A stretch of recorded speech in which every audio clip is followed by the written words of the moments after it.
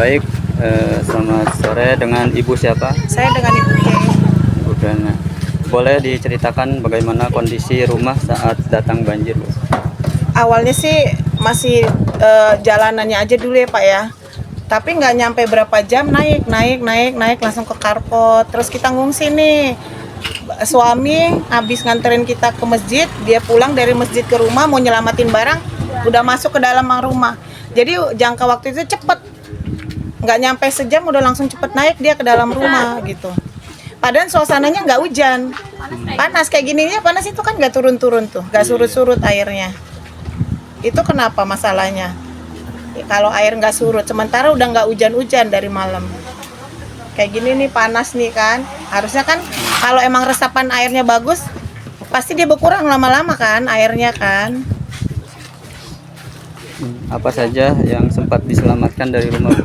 Yang diselamatkan ya pasti anak-anak terutama ya, sama baju sepasang dua pasang, udah yang lainnya udah nggak kepikiran, yang penting kan nyawa dulu ibarat kata. Kalau barang-barang mah insya Allah kalau Allah kasih rezeki ya bisa diganti lagi, yang penting nyawa dulu yang diutamain, anak-anak, apalagi kan warga di sini banyak yang punya anak kecil-kecil gitu. Selanjutnya bagaimana kondisi anak-anak atau keluarga selama di pengungsian? Pasti ada yang sakit, ada yang demam, terutama kemarin pada saat pembagian sembako ada 4 orang tua yang benar-benar jompo ya, udah bener-bener nggak bisa ngapain, tergeletak aja gitu. Ada 4 orang lah, akhirnya ditaruh di pos apa itu tadi tuh, di masjid ya, tapi di kantornya gitu, bukan digabung sama kita yang sehat.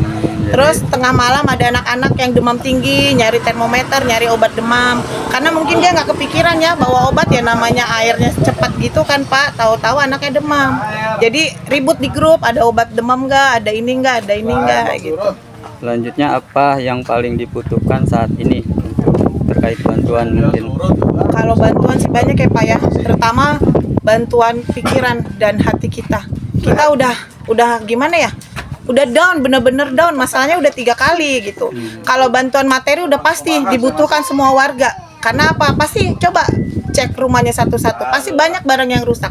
Mau itu kasurnya udah otomatis basah. Otomatis kalau basah kan harus dipakum, ngeluarin biaya. Nah itu kan materi jatuhnya.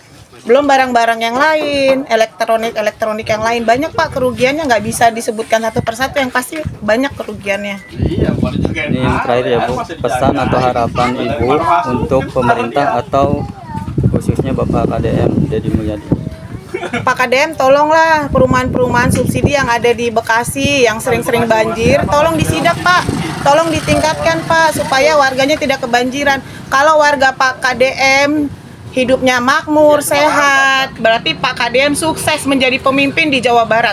Tapi kalau masih banyak warganya yang terlantar, merasa kesusahan, berarti Pak KDM belum sukses menjadi pemimpin di Jawa Barat. Itu aja. Semoga Pak KDM bisa merubah semua rumah-rumah subsidi yang sering kebanjiran, supaya tidak banjir lagi, supaya warga dan rakyat Jawa Barat semuanya sukses, aman, tentram tinggal di Jawa Barat.